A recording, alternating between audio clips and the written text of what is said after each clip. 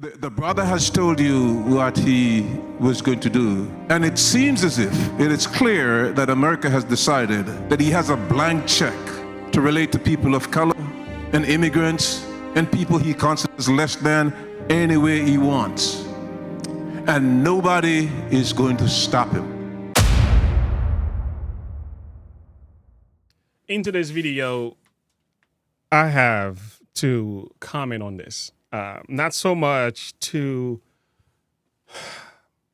All right, when we make videos like this, the goal is never to talk about the man. Okay, we are here to address an ideology in the hope of sustaining truth. So therefore, we have to present the individual with the view, but the goal is never to excoriate, to condemn. None of that. I want to make it abundantly clear before we touch this video. So this is the Cornerstone SDA Church. The pastor here is the name Courtney Goulding, is the senior pastor of that congregation. Well, he feels some type of way about the election of Donald J. Trump. And he has some very strong remarks to make about that. I think he went too far as the name callings is concerned. There's some extremes to this. The first one is, I hear some people say, you cannot say anything political on your pulpit. I don't agree with that. I think the church can speak in the matters of politics, but the pulpit must not become so political and bring division in the body. You have to be careful how far you go with the political matters. One of the reasons I do believe you do have a right as a church to speak on these matters, it is because when you trace the Bible, most of the leaders of the church, most of the apostles and the prophets, and many of the patriarchs, fathers, they were sent to speak to political leaders. Samuel to political leaders, Daniel, political leaders. They went to speak to them. John the Baptist went and addressed Herod. So when you trace the Bible, you'll find out churchmen will speak and bring a level of morality or repentance or a message from God to leaders in political position. So that's not bad to do. But the issue is when you start promoting one political party at the expense of another one, then it becomes divisive. When you start engaging into the name callings to the point where you are repeating the very same words of the mainstream media, which many of them have been proven to be false, you have to be careful. Let's be honest about this, okay? Let's be absolutely blunt about it. There were appeals to racism in this campaign, and there is racial bias in this country, and there is sexism in this country. And anybody who thinks that that did not in any way impact on the outcome of this race is wrong. But there is another side of this thing that I do understand. I'm going to let you listen. I'm going to shut my mouth and let you listen to the entire thing. There is another side of this thing that I understand. Some people are hurting. We need to minister to that pain. Some people are grieving. The election of Donald Trump, for some people, it's like they feel like the world has ended. These are real emotions and real pain. And the minister is feeling that pain. That doesn't make him a bad man. That doesn't make him an evil man. He's really going through a serious season of grieving. He's going to be okay. But it's okay to allow him to go through that without attacking him as an individual. Do I understand? However, some of the talking points are very concerning. These are the things that I will address in this video, not to go too deep because he's going to speak for itself. Now, so with that being said, this long 4 minutes introduction, I'm going to let you listen to his remarks. And at the end, I'm simply going to ask you, do you agree or disagree with this man? Do you agree with his view or do you disagree with his view? Let's get to the video. Today, last week's Sabbath, those of you who were here and those of you who tuned in, listened to me present a message entitled "A Vote is a Terrible Thing to Waste." I am mindful of the fact that while we're here in our Sabbath best and we are worshiping, if you were paying attention, if you cared about what happened this week, many of you are disappointed and shocked and angry and frustrated and hurting. I will admit to you that as your pastor, this is one of those days when I don't think that I am in a good place where I could preach. I'm going to be honest with you. I have been in an emotional and spiritual funk and depression since Tuesday night. I haven't watched any television. I haven't read anything in the news.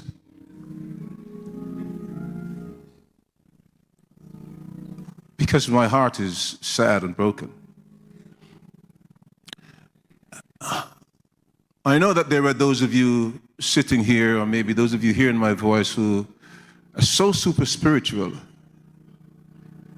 that you're thinking, as a pastor, I shouldn't think that way, and I shouldn't talk that way. But that's the way it is. And that's the way I am. And I'm being real with you.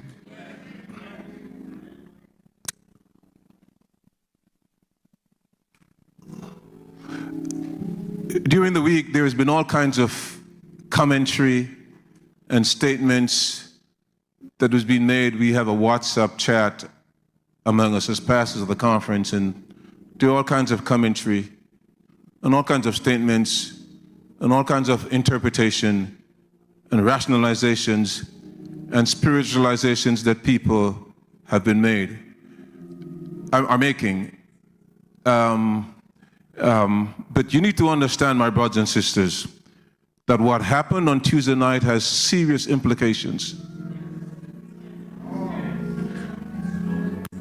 for those of us who are people of color, and especially those of us who are undocumented immigrants. The brother has told you what he was going to do. And it seems as if it is clear that America has decided that he has a blank check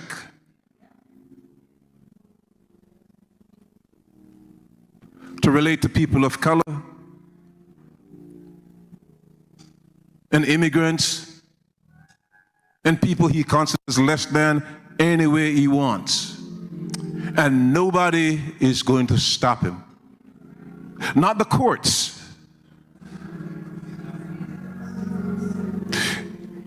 A few weeks ago, the sitting president made an executive order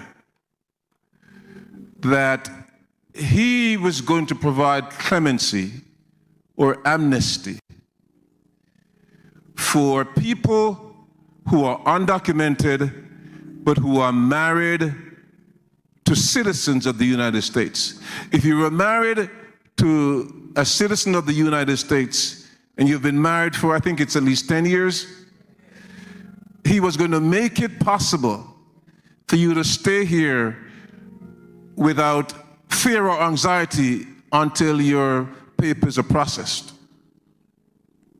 We are not in January yet, and the courts have decided that they are going to roll that back. So it has begun. I have a problem with those of us who, like George Jefferson, has come to this country and somehow you have convinced yourself that you've pulled yourself up by your bootstraps and you are enjoying a piece of the pie and you are showing no concern for your brothers and sisters who are struggling. Make no mistake about it, sooner or later, all of us are going to be impacted. I don't care how educated you are, or how many properties you own, or what jobs you have.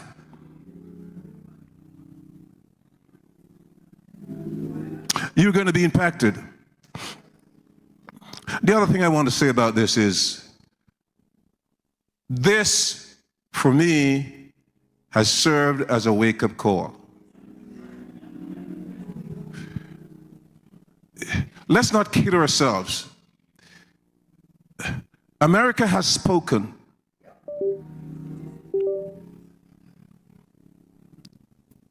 And by their votes, people have said they would rather have somebody who is a misogynist, a convicted felon, a racist in the White House over someone who would enact policies that would make the lives of most people better. You know, I see online people are talking about, well, you know, she deserved what she got, championing gay rights and abortion. Don't get it twisted, folks. It is not about gay rights and abortion. It's about your freedoms that sooner or later are going to be curtailed by the policies of this administration. Now, I'm not saying this to scare you. And by the way, those of you who are thinking, why is the pastor taking up Pastor Maria's time? Is because Pastor Maria and I have an agreement that I'm going to get what's off my chest before he comes.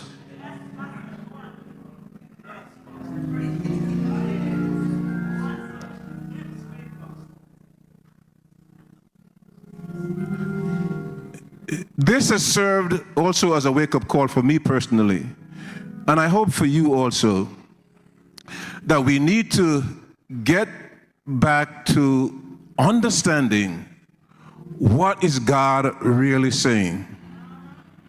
And I'm not talking about us spiritualizing things away. I'm not talking about us rationalizing things away. I'm not talking about you sitting there talking about God puts up kings and takes down kings. God is speaking to this, and one of the things he's telling us is that don't be fooled. This is who America is.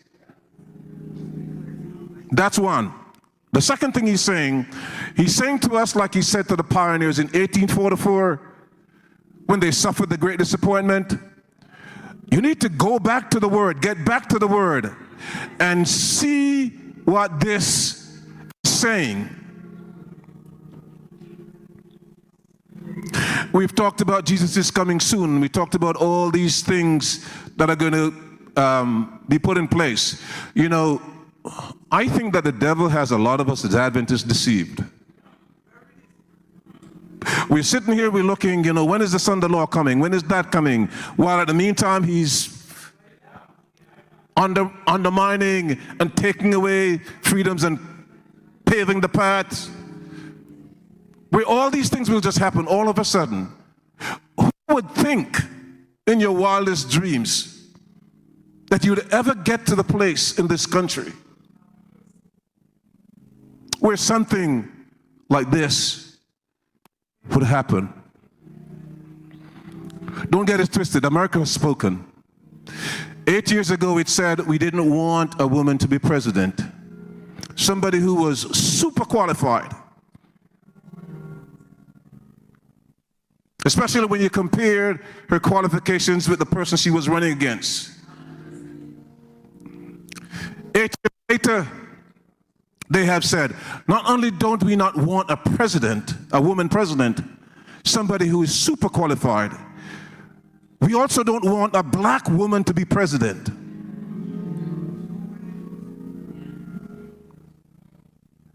And if the choice is between a qualified black woman with policies that would help most people and someone who is a racist and who is a convicted criminal,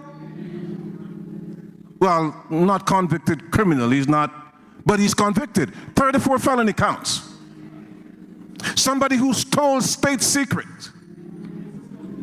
Somebody who fomented an insurrection. If the choice is between her and him, we want him. Give us Barabbas.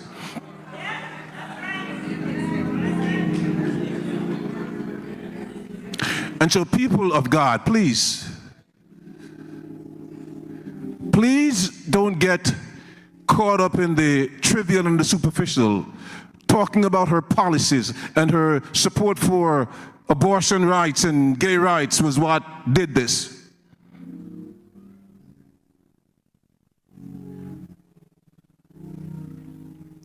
That's a cover for what's really happening. And we need to understand that we are living in perilous times. As your pastor, I have a responsibility as to help you navigate these perilous times. And I've got to tell you, it's even hard for me to wrap my mind around this. It's hard.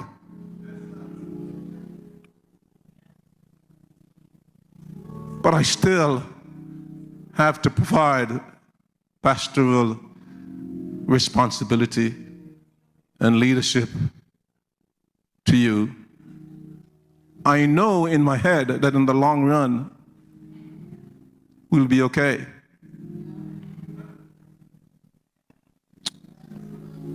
But I need hope and strength and encouragement to make it through the here and now. And so as I thought about what can I say to the church to help us make it through the here and now, and as I listened to the praise team sang the worship song, I got an idea. I got an inspiration. When times are tough and we don't understand, when we can't see God's face, we must trust His hand. And in those moments, as people of faith, we need to still trust Him when we can't trace Him. So I've asked the praise team to set the atmosphere for Pastor Augustave to come. And for the song of meditation, they're going to lead us in worship again.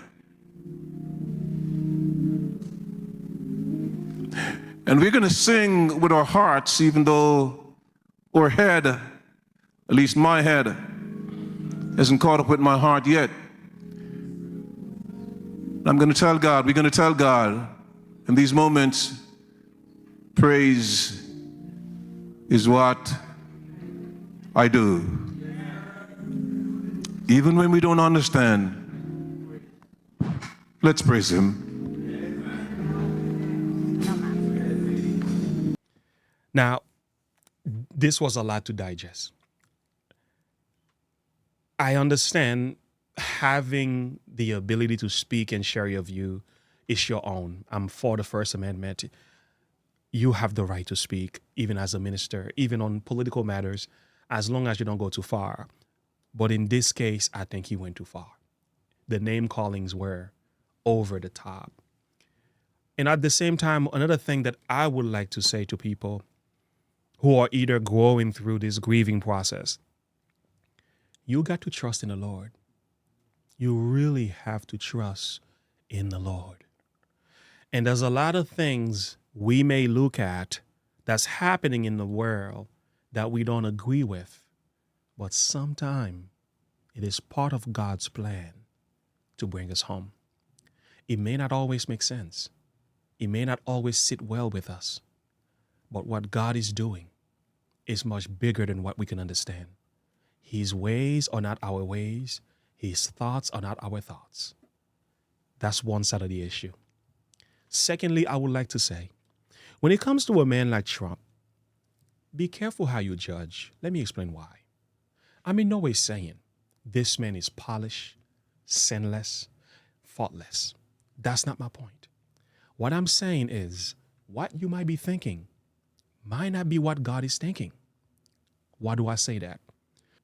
When Samuel was sent to the sons of Jesse to find the next king of Israel, when Saul was rejected for his rebellion. When Samuel was there, he was looking at the different sons of Jesse, and his perspective was, is it this one? Is it that one?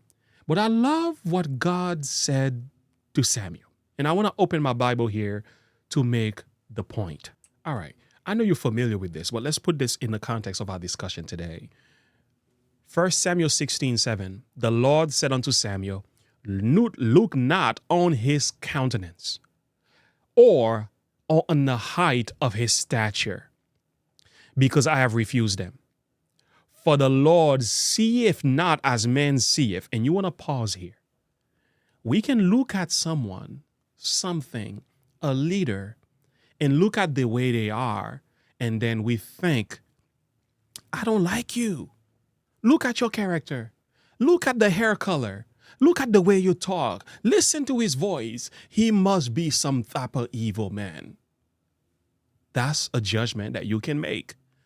But we are told, be careful with that judgment, because what you're looking at is the outward appearance. Don't do that. Here is the reason. Because the Lord see not as man seeth. What you see is not what God sees. You and I, we look on the outward appearance. And the way we look at the leader sometime, we read the mainstream media. We hear the political pundits. And then we say, it's gotta be true. Guess what we are doing? This is the outward appearance of examination from our perspective. But the reality is, oftentimes we are wrong. Okay? Oftentimes we are wrong. Look at this. But the Lord sees, the Lord looks upon the heart. So God is looking at the heart. We are looking at outward appearance. We are looking at stature. We're looking at countenance. Sometimes we look at character. And it's not always wrong to judge a person by their character. No. But when you're dealing with politics, can I give you a little tip? Look at policy. Don't look at character. They may have good character, terrible policies. They may have bad characters, but with good policies. Because bad character may not impact you. What impacts you are the policies. These are the things that influence you, your worldview, your family, and your finance, even your faith. So when you are judging a political leader, look at their policies. Read into their laws. Watch what the effects have been and is when these policies are put into place. This is how you make your judgment. And the same is true for many other people as well. But when you're dealing with political leaders in particular, look at the fine print. That's where the real facts are. Anyway, I can say so much more. Please don't get caught up in the trivial and the superficial, talking about her policies and her support for abortion rights and gay rights was what did this. That's a cover. We should pray for Pastor Courtney. We should lift them up in prayer. do not scold, condemn, nor excoriate. But I think he is not balancing this discussion.